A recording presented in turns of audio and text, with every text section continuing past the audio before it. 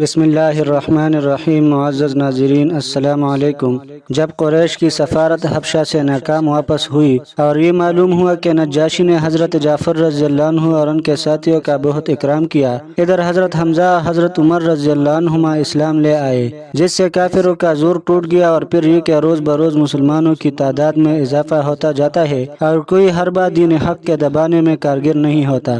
تب تمام قبائل قریش نے متفقہ طور پر ایک تحریری معاہدہ لکھا کہ محمد صلی اللہ علیہ وسلم اور بنی ہاشم اور ان کے تمام حامیوں سے یک لخت تمام تعلقات قطع کر دیے جائے کہ نہ کوئی شخص بنی ہاشم سے نکاح کرے اور نہ ان سے میل جول رکھے جب تک کہ بنو ہاشم رسول اللہ صلی اللہ علیہ وسلم کو قتل کے لیے ہمارے حوالے نہ کر دے۔ اور اسی مضمون کی ایک تحریر لکھ کر اندرون کعبہ اویزا کر دی گئی۔ منصور ابن اکرمہ جس نے ظالمانہ اور صفاقانہ معاہدہ کو لکھا، اس کو تو اسی وقت من جانب اللہ اس کی سزا مل گئی کہ اس کی انگلیاں شل ہو گئی اور ہمیشہ کے لیے ہاتھ کتابت سے بیکار ہو گیا۔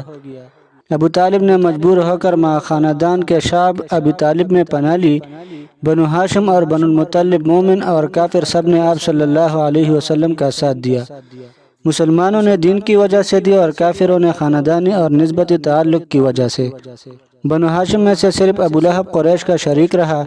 3 سال مسلسل اسی حصار میں سخت تکلیف کے ساتھ گزارے، یہاں تک کہ بھوک سے بچوں سے بلبلانے کی آواز باہر سے سنائی دینے لگی۔ سنگ دل سن کر خوش ہوتے، لیکن جو ان میں سے رحم دل تھے ان کو ناگوار گزرا اور صاحب کہا کہ تم کو نظر نہیں آتا کہ منصور ابن اکرمہ پر کیا آفت آئی۔ اس حصار میں مسلمانوں نے کیکر کے پتے کھا کر زندگی بسر کی۔ سعد ابن ابی وقاص رضی اللہ عنہ فرماتے ہیں کہ میں بھوکا تھا، اتفاق سے شب میں میرا پیر کسی تر چیز پر پڑا، فوراً زبان پر رکھ کر نگل گیا، اب تک معلوم نہیں کہ وہ کیا شے تھی۔ سعد ابن ابی وقاص رضی اللہ عنہ اپنا ایک اور واقعہ بیان فرماتے ہیں کہ ایک مرتبہ شب کو پیشاب کے لیے نکلا، راستہ میں ایک اونٹ کی کال کا سوکھا ہوا چمڑا ہاتھ لگا، پانی سے دھو کر اس کو جلایا اور کوٹ چھان کر اس کا سفوف بنایا اور پانی سے اس کو پی لیے۔ 3 راتیں اسی سہارے پر بسر کی، نوبت یہاں تک پہنچی کہ جب کوئی تجارتی قافلہ مکہ آتا تو ابو لہب اٹھتا اور یہ اعلان کرتا پھر جاتا کہ کوئی تاجر اصحاب محمد صلی اللہ علیہ وسلم کو کوئی چیز عام نرخوں پر فروخت نہ کرے بلکہ ان سے اضافاً مضاعفہ قیمت لے، اور اگر کوئی نقصان یا خسارہ ہو تو اس کا میں ذمہ دار ہوں۔ صحابہ رضی اللہ عنہم خریدنے کے لیے آتے مگر نرخ کی گرانی کا یہ عالم دیکھ کر خالی ہاتھ واپس ہو جاتے۔ الغرض ایک طرف اپنی تہ دستی اور دشمنوں کی چیرہ دستی تھی اور دوسری طرف بچوں کا بھوک سے تڑپنا اور بلبلانا تھا۔ بعض لوگوں کا اپنے عزیزوں کی اس تکلیف کو دیکھ کر دل دکھتا تھا، پوشیدہ طور پر ان کے کچھ کھانے پینے کا سامان بیچتے۔ ایک دن کا واقعہ ہے کہ حکیم ابن حزام اپنی پھوپھی حضرت خدیجہ رضی اللہ تعالیٰ عنہ کے لیے غلام کو ہمراہ لے کر کچھ غلہ لے کر جا رہے تھے۔ جاتے ہوئے ابو جہل نے دیکھ لیا اور کہا کیا تم بنو ہاشم کے لیے غلہ لے جاتے ہو؟ میں تم کو ہرگز غلہ نہ لے جانے دوں گا اور سب میں تم کو رسوا کروں گا۔ اتفاق سے ابو البختری سامنے سے آ گیا، واقعہ معلوم کر کے ابو جہل سے کہنے لگا ایک شخص اپنی پھوپھی کے لیے غلہ بیچتا ہے، تم اس میں کیوں مزاحمت کرتے ہو؟ ابو جہل کو غصہ آ گیا اور سخت سست کہنے لگا۔ ابو البختر نے اونٹ کی ہڈی اٹھا کر ابو جہل کے سر پر زور سے ماری کہ سر زخمی ہو گیا۔ مار کھانے سے زیادہ ابو جہل کو اس کی تکلیف پہنچی کہ حضرت حمزہ رضی اللہ عنہ کڑے ہوئے شعب ابی طالب میں یہ واقعہ دیکھ رہے تھے۔ انہی تکالیف اور مصائب کی بنا پر بعض رحم دلوں کو اس عہد کو توڑنے کا خیال پیدا ہوا۔ سب سے پہلے ہشام ابن عمر کو خیال آیا کہ افسوس ہم تو کھائے پیے اور ہمارے خویش اور اقارب دانہ دانہ سے ترسے اور فاقہ پر فاقہ کھینچے۔ جب رات ہوتی تو ایک اونٹ غلہ کا شعب ابی طالب میں لے جا کر چھوڑ دیتے۔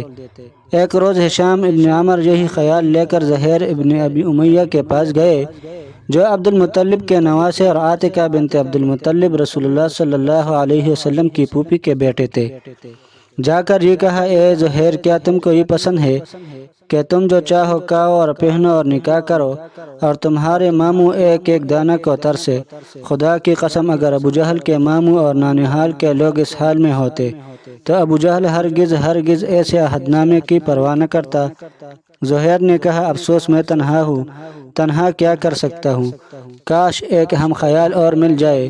تو پھر میں اس کام کے لیے کھڑا ہوں۔ ہشام ابن عمر وہاں سے اٹھے اور مطعم ابن عدی کے پاس گئے اور ان کو ہم خیال بنایا۔ مطعم نے بھی یہی کہا کہ ایک اور آدمی اپنا ہم خیال بنا لینا چاہیے۔ ہشام وہاں سے روانہ ہوئے اور ابو البختری اور بعد ازاں زمعہ ابن الاسود کو اپنا ہم خیال بنایا۔ جب یہ 5 آدمی صحت کے توڑنے پر آمادہ ہو گئے تو سب نے ایک زبان ہو کر یہ کہا کہ کل جب سب جمع ہو اس وقت اس کا ذکر اٹھایا جائے۔ زبیر نے کہا ابتدا میں کروں گا۔ صبح ہوئی اور لوگ مسجد میں جمع ہوئے۔ زہیر اٹھے اور کہا اے اہل مکہ، بڑے افسوس اور غیرت کی بات ہے کہ ہم تو کھائے پیے پہنے نکاح بیاہ کرے اور بنو ہاشم فاقہ سے مرے۔ خدا کی قسم جب تک یہ صحیفہ قاطعہ اور ظالمہ چاک نہ کیا جائے گا میں اسی وقت تک نہ بیٹھوں گا۔ ابو جہل نے کہا خدا کی قسم یہ عہد نامہ کبھی نہیں پاڑا جائے گا۔ زمعہ ابن الاسود نے کہا خدا کی قسم ضرور پاڑا جائے گا۔ جس وقت یہ عہد نامہ لکھا گیا تھا ہم اس وقت راضی نہ تھے۔ ابو البختری نے کہا زمعہ سچ کہتا ہے، ہم بھی راضی نہ تھے۔ مطعم نے کہا بے شک یہ دونوں سچ کہتے ہیں۔ ہشام ابن عمر نے پھر اس کی تائید کی۔ ابو جہل مجلس کا یہ رنگ دیکھ کر حیران رہ گیا اور یہ کہا یہ تو رات کا طے کیا ہوا معاملہ معلوم ہوتا ہے۔ اس اثناء میں رسول اللہ صلی اللہ علیہ وسلم نے ابو طالب کو یہ خبر دی کہ اس عہد نامہ کو باستثناء اسماء الہی کیڑوں نے کھا لیا ہے اور بسمک اللہم کے علاوہ جو بطور عنوان ہر تحریر کے شروع میں لکھا جاتا تھا تمام حروف کو کیڑے چاٹ گئے ہیں۔ ابو طالب نے یہ واقعہ قریش کے سامنے بیان کیا اور کہا میرے بھتیجے نے آج ایسے خبر دی ہے اور میرے بھتیجے نے کبھی جھوٹ نہیں بولا اور نہ ان کی کوئی بات آج تک غلط ثابت ہوئی۔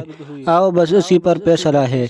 اگر محمد صلی اللہ علیہ وسلم کی خبر صحیح اور سچ نکلے تو تم اس جور و ستم سے باز آؤ، اگر غلط نکلے تو محمد صلی اللہ علیہ وسلم کو تمہارے حوالے کرنے کے لیے بالکل تیار ہوں، چاہے تم ان کو قتل کرنا اور چاہے زندہ چھوڑنا۔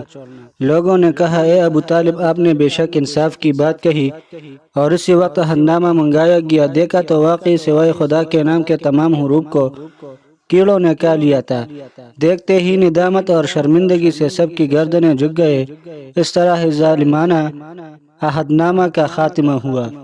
10 نبوی میں ابو طالب اور آپ کے تمام رفقا اس درہ سے باہر آئے۔